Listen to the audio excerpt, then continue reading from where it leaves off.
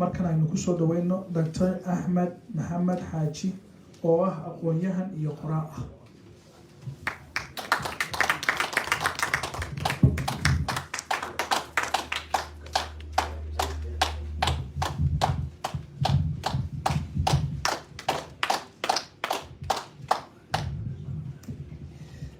السلام عليكم ورحمة الله وبركاته. والله شرفت لي وسلامي سلامة إسلامك يوميد ولا التنمو. أنت كدب أنا ودي هذا واحد ضريه ما يبقص وإحنا ضريه لا يرنو ولا يري. سيدا درادي وصوغ قابني إن شاء الله دقيقة هذا اللي سي هذا كاس هذا نسيف قرين. كمان بدنا يو.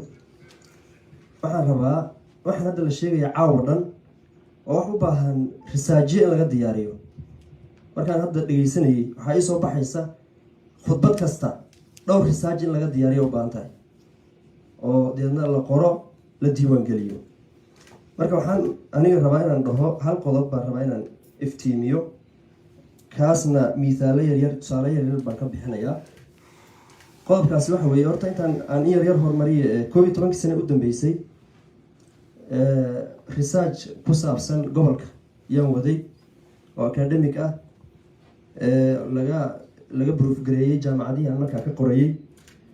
especially mushkilada gobolkeena haysata ayuu ah marka halgan baa socday dagaal baa socday qolihii dagaalamayay waxaan dhihi jiray markay yiraahdaan maartay baad halgankana la gashid iska noolaa tahay erayo fara badan baa jiro dadka la dhihi jiray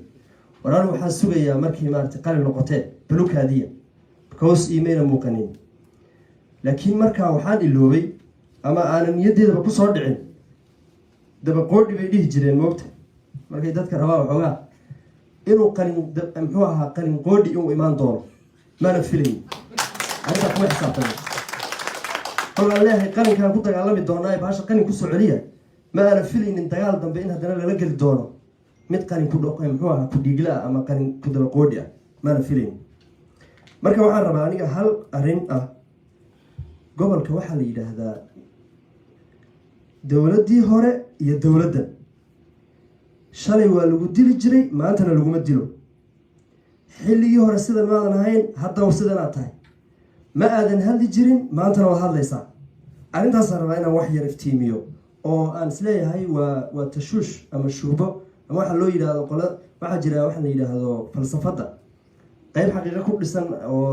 raacda iyo qayb khiyaaliyaad ayay leedahay moogta qaybta khiyaaliyaadka marka qayb ka mid ah waxa la inoo tuuraya oo xaqiiqo ku salaysnay sababtu waxay tahay markii la rabo in xaalad waqti jirtay xaalad kale looga qiyaas qaato waxay u baahan tahay in la raadiyo isu ekaansho horta labada xaaladood isu ekaansho ma ka dhaxeeya hadduu isu ekaansho ka dhaxeeyo xilligaas aan ka hadlaynaa shalay sidan ay ahayd maantana waa sidan sida daraaddeed marka waxaan leenahay scientific markaan researchka cilmiyan u fiirino xaaladda xilliga iyo tan hal ekaansho keliya ka dhexeeya ekaanshahaasi waxaa weeye weli dowladdii Ethiopia inaan hoos joogno laakiin markaan local u nimaadno gobolkeenna isu ekaansho kama dhexeeyo sababtu maxay tahay xilliga dagaal baa socday wax kasta oo effect oo yimaada dagaalka koos gareynaya haddii qof biyo madaxa loo geliyay هذا المبشر حال الهابا وإيمان دونا وأريد أقول صاحب هدي ضد بيها مدح لو جرين جري هدي حال العنسين جري هدي قبلها إن كورنتل وجوبي سبب بوحها إن والدجال السعودي نفس اللي دينا مدة هذا سبب كلمة الأول مركز السؤال كان شك ما دحيو هدي أن السؤال كان شو الرادي إنه حالة هذا أن كجنو أم بلغ الرادي إنه أما أدونك الرادي إنه وحن كومباين تصل إنه لا بربر إنه أما قبل كنا نقول هذينه مصطفى وحن جين كرنا بوسكي عبد الله محمد سعد يوكله حلو يجيسفن جينا تقال مسؤول عن زمان تدكو سيء هاين هم يقول سيء هاين تيجوا إصدارني تإصدارتين بي يجوا سمع وينه هذا الدورني مركا أنت عن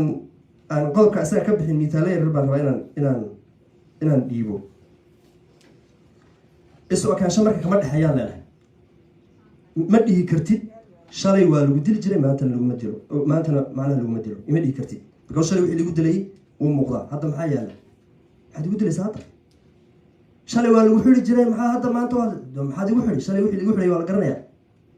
shalay waa lama hadli karin maxaad u hadlaysaa dee maxaa shalay waxaan u hadli waa la garanayaa midda kale soodigan la maha dhinaca kale xorriyatu qol baad haysataa dee kii weeye kan hadda ka hadlaya waa isla isagii marka falsafad uuna fahansanayn oo uu khayaaliyaadkeeda iyo meesha ay qawaaciddeedu fadhiisataan iyuu rabaa inuu dadka u sheego oo uu maarata intuu tv lasoo fadhiisto waxaan rabaa inaan dhaho mushkilo ama dhibaato ma jirto ilaa sabab bay leedahay waa sida caadiga la yaqaano marka risaajada la sameynayo qofku isma dhigi karo risaajkaasaan iska sameynaya maxaad xalinaysaa baa laleeyahay waa problem oo jira problemka marka sabab waa in la helaa waxaan keenay okay mushkilada gobolkeena hadda haysata tii hore garanay mushkilada gobolkeena markii hore haysatay dagaal buu ahaa sooma okay dagaal baa socday goob dagaal bay wax kastoo dhaca marmarsiinyo wuxuu ahaa goob dagaal bay hadda mushkilada haysata dadkeena maxay tahay gobolkeena dowladeena haysata maxay tahay madaxweynayaashii hore mushkil haysatay mushkilada Mustafa haysatay ee dadka u xirxiri ama uu leeyahay shalay waa lagu xiri jiray maxay tahay saan ka rabnaa mushkilada inuu sheego saan ka rabnaa marka mushkil ma jirtaa leedahay mushkilada dadka loo xiro ma jirto mushkilada dadka loo hadalka marka uu bashar muxuu ah isaga laftiisu aad buu isticmaalaa wuxuu yiri waxay naga rabaan buu kuwan hadlayaa inaanu gaarno heer aanu sidii kuwii ay dadka xaarka cunsiin jireen ama biyaha madaxa loo gelin jiray waaba haliilayaaba sidii bay nala rabaa horta sidaasi sibay ahayde hadda adu maxaad ugu marmarsanaysaa inuu soo qaadaba mayn ahayn waxaan rabaa marka inaan dhaho waxyaalaha khayaaliyaadka aan xaqiiqda ku salaysnayn ee falsafada Mustafa uu ku wareersan yahay waxaa ka mid ah wuxuu ku leeyahay sidaa annagaa qabna qoladaasina sidaasay qabaan ee way dhihi karaan annagu haddaan nahay saasaan ku qabna saasaan u aaminsanahay macnaha anigu haddaan nahay saasaan aaminsanahay ayaguna way aamini karaan no waxyaala mabaadii ah oon lagu qaybsami karin baa jira mabaadiida asaasiga laguma qaybsami karo fikirka iyo halkeen wax dhignaa iyo sidaasaa lagu qaybsami karaa laakiin mabaadiida asaasiga oo dadkan inay muslimiin yihiin inay dalka iyagu leeyihiin inay dadku iyagii inay yihiin oo aan axmaaro ahayn oo oromo ahayn oo tigre ahayn mabaadii lagu kala qaybsami kara ma marka ta u wadana waa taa tiibuu ku ciyaaraya marka oo uu leeyahay ayaguna sidaa way ka aamini karaan waxaan aaminsanahay inuu axmaar halkan uu ka soo baxo doorashada uu ka soo baxo qofka kalena wuu aamini karaa xor buu yahay no laguma qaybsami kara taa waa mabaadii asaasi ah wey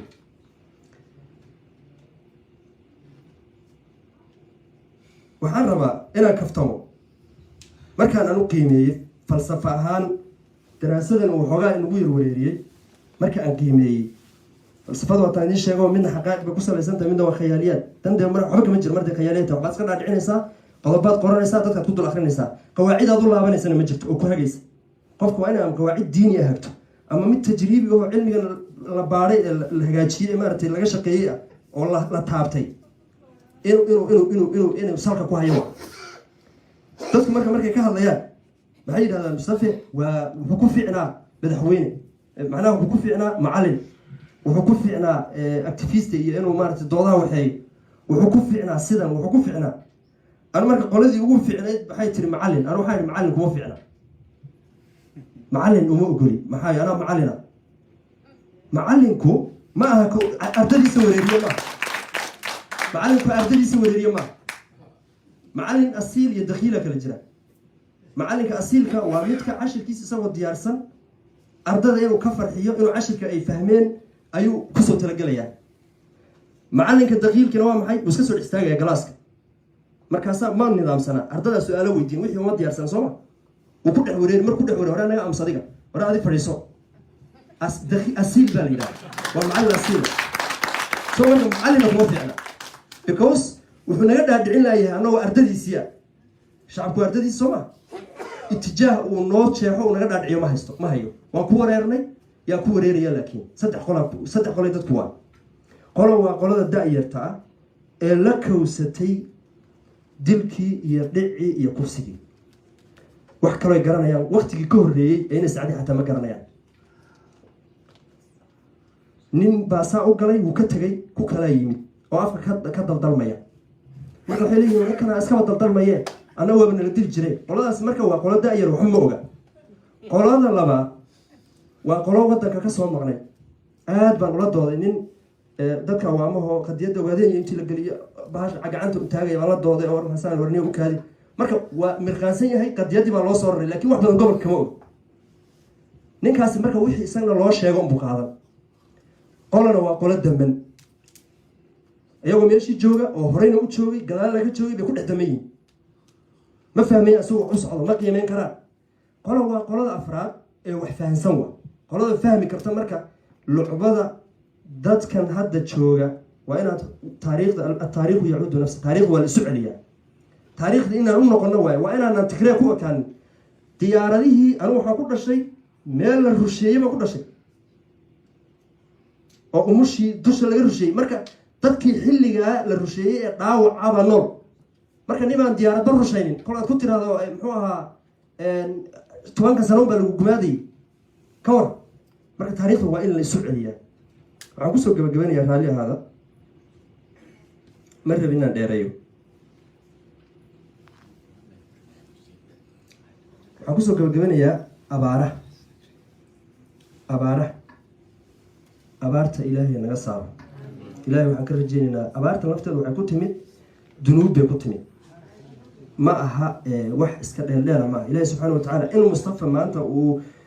ina wareeriyo khayaaliyaad inagu dul akriyo aan xaqaa'iq ku salaysnayn waa qayb ka mid a ciqaabta dembigeeni ka dhalatay cabdi tiisi dembigeeni ka dhalatay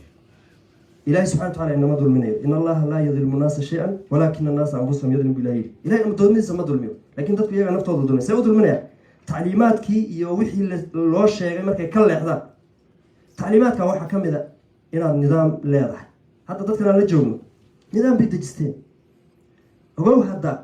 dad muslimiina iyo dad gaala ah waxaa laga yaabaa inay dadka gaalada ah loo heliyo mararka qaarkood maxaa dhacay dee dulan hadday isdulmi waayaan oo adigoo muslimna isdulanto maxaa imaanaya meesha uu cadaaladdu ay jirto waa meeshuu ilaahay la jiro qaacidada ha la qabsado qofkaasi wuu dir madow yahay kaa wuu cad yahay waxaas macnaheedu macno samayso waxaa macno sameeya qofkani waxa uu hayo cadaalad ma yahay abaarta marka abaarta khayaaliyaadkiisa qayb ka mid oo abaarta ku saabsan baan rabaa inaan kusoo gabagabeeyo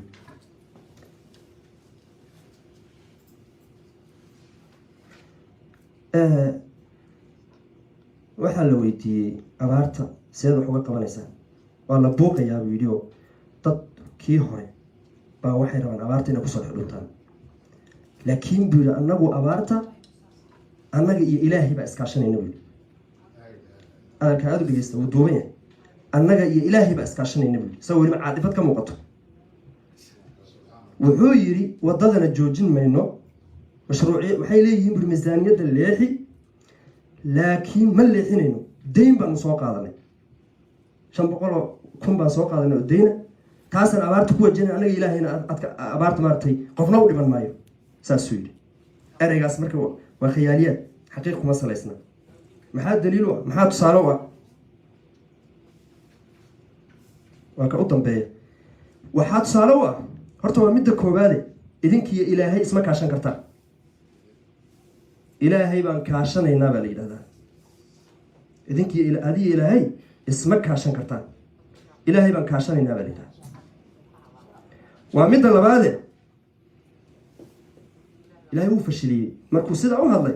wuu fashiliyey dadkii u lahaa ma dhimanayaan way dhintaa sooma abihi baa sidaasoo kale ilaahay maxaa la yidhahdaa qolyaa intii la buunbuuniyey oo ninka waa nin haliye waa haliye la yidhi waa nabadgeliye la yidhi yuu dhiiggaada ogeed ka dhaqaaqay soo mahayn ilaahay baa wax fashiliya kolkii dadku daalimiintu ay wax dhoobdhoobaan wix xaqaa'iqda ka bedelan ilaahay banaanku keena ilaahay wuu fashiliyey marka dadki way dhinteen ereyga ah dayn baan soo qaadanaynaa waddana ma dhisayno khayaaligaan rabaa inaan ka dhadhiciyo waddada iyo dadka iyo asala dadka asala waddada haddaad dhisto dadkii baaba-aan xageed ka duuleysaa formalaheed ka duuleysaa xisaab aan formala lahayn miyaa laga shaqayn karaa waxaan rabnaa formalahaad ka duuleyso markaad leedahay lacagtii macnaha waddadaan dhisaynaa abaarta waddada uma joojinayno dee dadka waddada u dhislahay way dhimanayaan labo lacag baan soo qaadanaya waa tiri deynta goormaad bixin doontaa lacagta soo bajedkii un aad lahayd ma leexinayo un hadhow haddana kama bixin doonta waxuu iska khayaaliyaada oon xaqaa'iq ku salaysan oon cilmi iyo baaritaan iyo ka doodid iyo gorfayn ku saabsan iyo 24 saac la taagan yahay. Marka waxaan dhihi lahaa walaalkeen anigu markii u horreysay ee la buuqayay ee la taageersanaa calanka la luxayay ilaahay baa ilaahay wuxuu waafajiyay no ma aha maalintii la keenayay abiyu halkan nagu yimid xildhibaanka dadkii soo dhaweeyay buu abiy anigu live baan daawanayay aad baan u walbaharsanaa marka ayada maxaa ka walbaharsanaa waxaan ka walbaharsanaa war ninkan la soo dhaweynayo goor isbedelay goor mu taariikhdan fiican yeeshay okay mustafa inoo yimid qaabkee lagu keenay okay waxaan rabaa marka inaan dhaho waqtigii anigii lahaa waan soo gaabinaya wixii marka insha allahu tacaala waan soo gabagabeynaya liu booliska rabaa inaan la hadlo taasaan kusoo gabagabeynaya liu booliska haddaad kuwii hore tihiin doqomaad tihiin dadka kuwa laynaya haddaad kuwii hore tihiin doqomaad tihiin ilaahay baana idin baryanaa inuu idin caafiyo oo maskaxdiina uu maskax bini aadam ka dhigo because bini aadamku waa inuu xisaabtamaa shalay baa dadka dilaysay kawaankaa lagu saaray inaad dambiilo tahay baa lagugu bahdilay maanta haddana waddadii haysaa haddaad kuwa cusub ee la sheegaya xaafadaha u daadanaya ka mid tahayna ee loogu talagalay kuwii hore macnaha maadaameyba yar cabsanayaan oy soo yardaaleen kuwa cusub aad tahayna kuwii shalay wixii ku dhacay waad ogeyd waxaan leenahay dirayska aad qabto lagaa saari maayo haddii intii adoo qof dil lagu yidhi ama xil lagu yidhi amar diida lagaa saaro waxaan kuu ballan qaadayaa sunnada ilaahayna ka mid a adoo sharaf loo cizila in darajo laguu xiro arrintaasaan ku gudbinaya. Asalaamu calaykum waraxmatullahi wabarakaatu.